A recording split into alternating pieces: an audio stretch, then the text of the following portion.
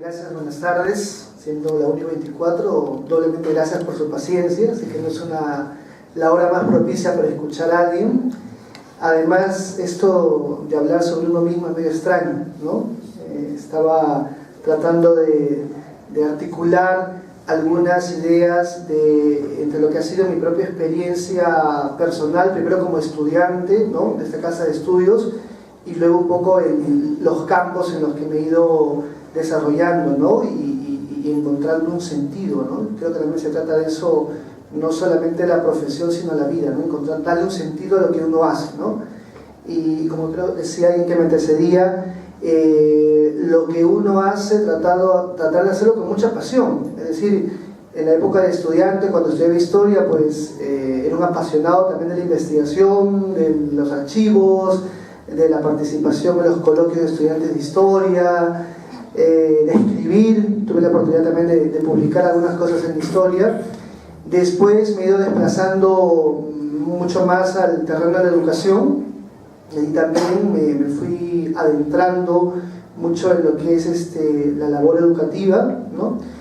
Y un poquito lo que quería comentarles ahora era mi experiencia, sobre todo como editor, que también es un campo un poco interdisciplinar, porque hasta hace unos años nadie estudiaba para ser editor, ¿no?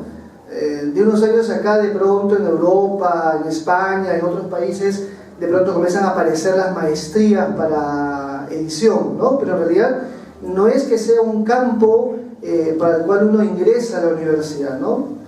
Entonces estaba como título tentatorio de esta experiencia pensando lo siguiente, ¿no? El profesional en historia como mediador cultural y divulgador, ¿no? Aunque a veces la palabra divulgador no es muy valorada, ¿no? Se cree que la divulgación es sinónimo de menos calidad, y justamente creo que no, ¿no? Entonces es un testimonio de mi experiencia editorial. Y un poco para empezar, ¿qué significa ser editor? Porque es una pregunta que en más de una ocasión me he hecho, ¿no? Luego ya de 15 años en este ámbito, ¿no? Una primera definición que ensayo es: el editor es quien transforma y articula conocimientos académicos con fines de divulgación. O sea, gran parte del trabajo del editor es cómo tomar, ¿no?, desde distintos campos disciplinares, que puede ser la historia, puede ser la psicología, puede ser la sociología, lo que fuera, tratar de crear un contenido que pueda llegar a un público, por un lado, más amplio, pero que además sea comprensible. Porque a veces una de las críticas que hay al conocimiento académico y al quehacer académico es que muchas veces el ejercicio académico es muy cerrado, ¿no? A veces los congresos, las mesas redondas siempre terminan siendo debate de 4 gatos, y a veces con poco impacto fuera, ¿no? Entonces nuestro trabajo como editores es un trabajo también mirando de cómo articular ese conocimiento científico, ese trabajo académico, un poco más hacia afuera. Y en el caso particular donde yo me desenvuelvo es pues en el campo principalmente educativo. 4 puntos, ¿no? Primero, había pensado no solamente en mi paso por la Facultad de Letras y Ciencias Humanas y la especialidad de Historia en particular, sino qué me ha aportado la Universidad Católica en mi formación profesional, ¿no? El segundo punto, en particular, el aporte de la especialidad de Historia también en mi formación profesional, y un poco ver cómo eso se vuelca, o trato de volcarlo, en mi experiencia profesional.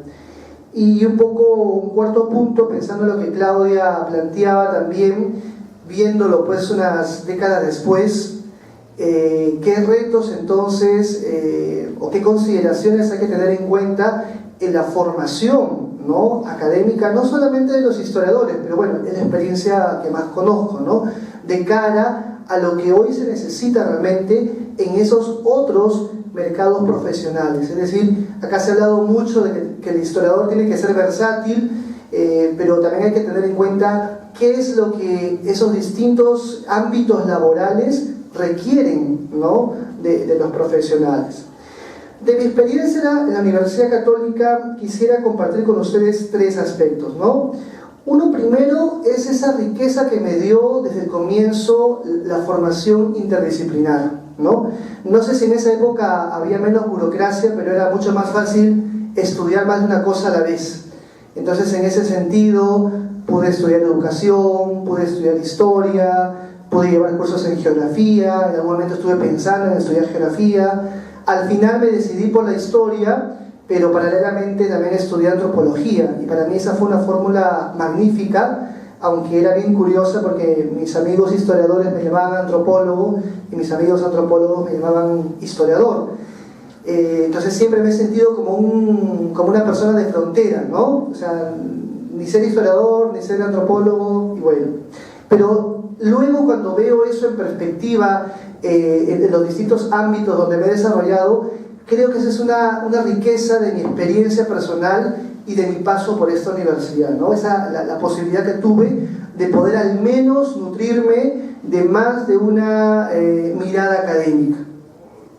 Segundo, para mí la experiencia en historia, como creo que de otra forma también se ha dicho, lo expreso en esta metáfora, ¿no? Para mí el haber estudiado historia en esta casa de estudios es como, pues, yo no uso anteojos, lentes, ¿cómo se dice?, de contacto, pero como si usara lentes de contacto. Es decir, son los lentes que me ayudan a mirar y actuar. O sea, uno te malogra la mente o te la forma, pero la cosa es que es difícil después no mirar las cosas con una perspectiva histórica. Así seas profesor, así seas editor, ¿no? Al final hay algo que cala en tu forma de ver las cosas, ¿no? En tu forma de preguntarte, de entender tu actualidad, tu centro de trabajo o lo que haces. El tercer elemento, para mí, por lo menos importante, en mi paso por esta casa de estudios también ha sido la formación humanística y cristiana, ¿no? La formación humanística, para mí sería muy difícil pensar el haber hecho una primera carrera en la universidad sin esta apuesta por las humanidades, cuando en general las humanidades hace unas décadas pues no han sido valoradas fuera de la academia, ¿no? Es decir, hay a veces una visión que tiende a darle más valor a las ciencias, al aspecto técnico, y a las humanidades no, porque no se les ve como que te agregan un valor concreto, ¿no? Y sin embargo creo que sí hay como dicen la gente de empresas hoy en día, un valor agregado en el estudiar humanidades, ¿no? También el contacto, decía, de la formación cristiana, para mí fue muy importante la influencia, el acompañamiento que tuve de dos sacerdotes jesuitas, ¿no? Uno ya fallecido, el padre Manuel Marsal, antropólogo, y también el padre Jeffrey Kleiber, ¿no? ¿Cuál ha sido el aporte de la especialización en historia en mi formación profesional? Primeramente, rápidamente 4 puntos para no abusar de su tiempo. Primero, ese sentido de rigurosidad propio del trabajo más clásico de la historia, ¿no? Ese famoso discurso de la rigurosidad con las fuentes, la rigurosidad con lo que uno afirma a partir de las evidencias. Creo que eso marca positivamente a uno luego en el ámbito en el que se vaya a desarrollar. Creo que también lo decía de cierta forma, bueno, lo han dicho todos en otras palabras, ¿no? Para mí me marcó mucho también la experiencia de ser estudiante de Franklin Peace, porque él nos supo, por un lado, contagiar de ese entusiasmo por una historia que estaba más acostumbrada o le daba más importancia al hacerse preguntas, ¿no?, que al creer que uno sabe más porque tiene más certezas, ¿no? Entonces la historia, como una búsqueda constante de preguntas, para mí es algo muy valioso, junto con la rigurosidad académica que creo experimenté como estudiante. Lo otro, el desarrollo de la capacidad de investigación, ¿no? Desde cosas muy pequeñas. Yo tengo gratos recuerdos del curso de metodología de la historia 2, si no me equivoco, con el padre Kleiber, quienes semanalmente nos daba un ejercicio que al principio nos pareció medio gracioso, ¿no? Todas las semanas teníamos que escribir un pequeño, para la redundancia, escrito de 1 página, 2 páginas, sobre un dilema, ¿no? Los sacrificios humanos en México, ¿cómo los vemos, ¿no? Y tratando de entrarle al aspecto ético y al aspecto de la relación pasado-presente. O sea, desde ese ejercicio tan concreto, ¿no?, que era práctica en ese curso, hasta, por ejemplo, hacer los trabajos monográficos, o también, ¿no?, pasar por esa experiencia que se ha mencionado de lo que significa el trabajo en archivo, ¿no? Tuve la suerte también de estar casi todo un año investigando en el archivo de límites, ¿no?, en el Ministerio de Relaciones Exteriores, y definitivamente eso te ayuda a desarrollar unas habilidades que luego te acompañan en lo que vayas a hacer, ¿no? Y a veces cuando trabajas con otros profesionales, a veces te das cuenta de qué ocurre más bien cuando no desarrollas esas capacidades de indagación, de investigación. También en mi experiencia, en mi formación de historia, destacaría esos espacios alternativos de debate, de discusión, ¿no?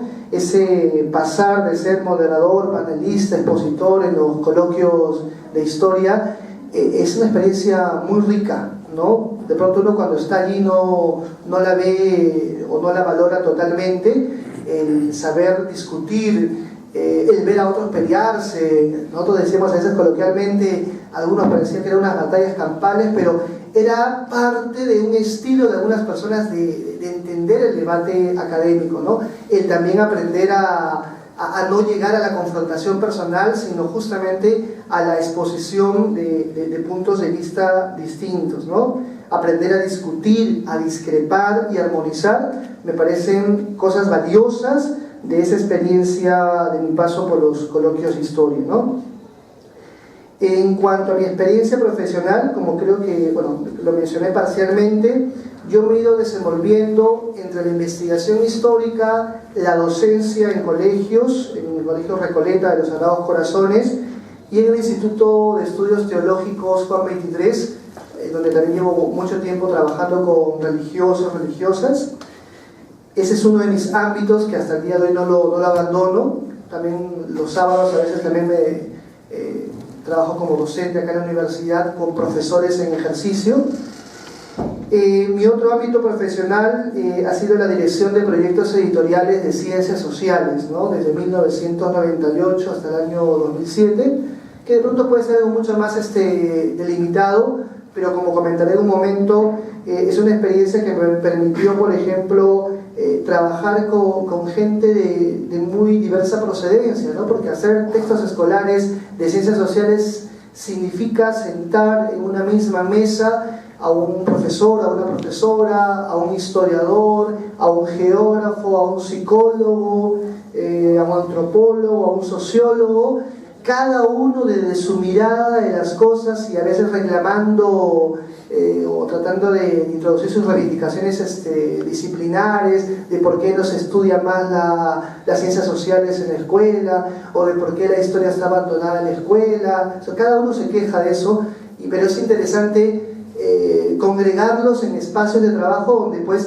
tenemos que aprender a identificar cómo piensa cada profesional desde distintas perspectivas, ¿no? Luego, también desde el año 2007 me ha tocado más bien dirigir proyectos editoriales.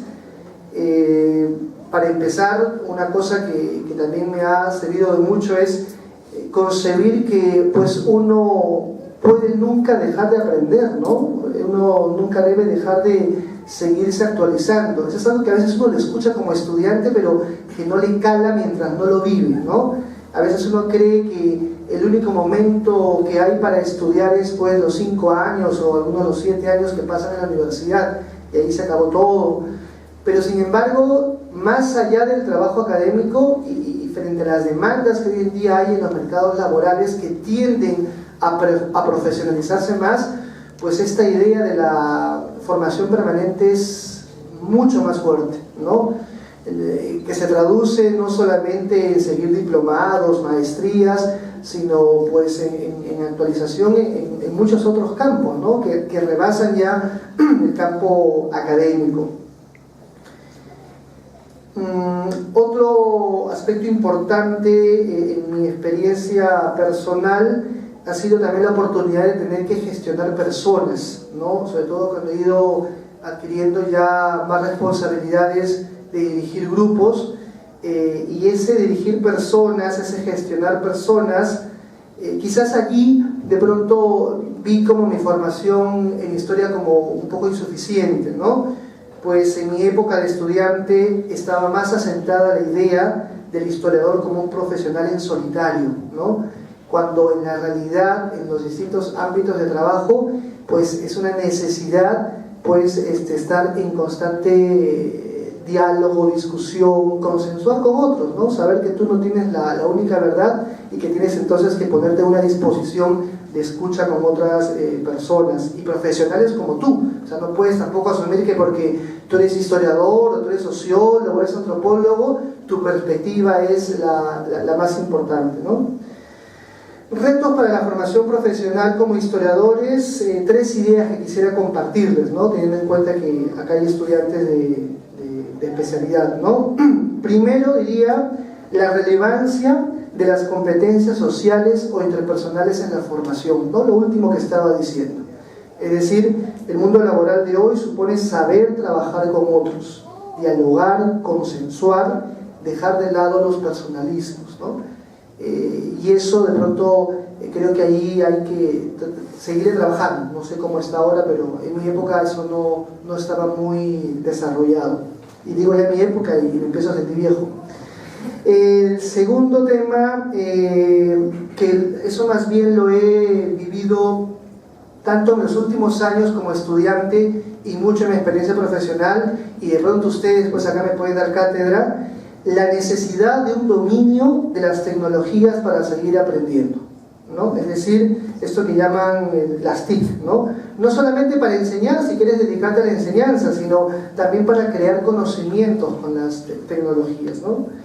Una experiencia interesante ocurrió al final de mi formación profesional, cuando formé parte del equipo que lideraba en aquel entonces Liliana Regalado en la DAI, junto con Carlos Chávez.